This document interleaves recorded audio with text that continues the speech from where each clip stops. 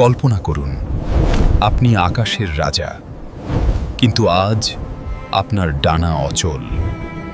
আপনার ধারালো নখ আজ ভোঁতা, আর তলোয়ারের মতো ঠোঁট আজ এক বিশাল বোঝা।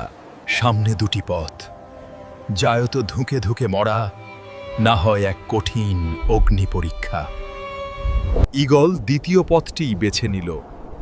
সে উড়ে চলল এক নির্জন পাহাড়ের চূড়ায়। সে পাথরের গায়ে সজোরে আঘাত করে নিজের পুরনো ঠোঁট ভেঙে ফেলল। রক্তাক্ত, তার ঠোঁট আলাদা হয়ে গেছে। সে এক নতুন শুরুর অপেক্ষায় ছিল।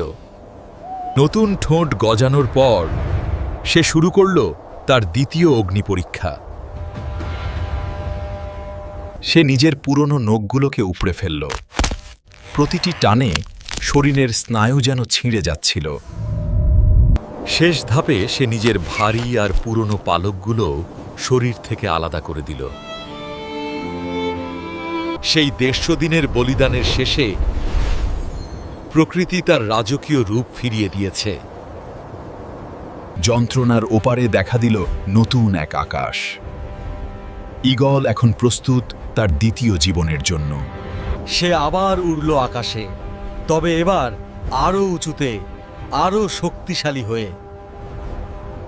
শিক্ষা: পরিবর্তনের যন্ত্রণা সাময়িক, কিন্তু নতুন জীবনের প্রাপ্তি চিরন্তন।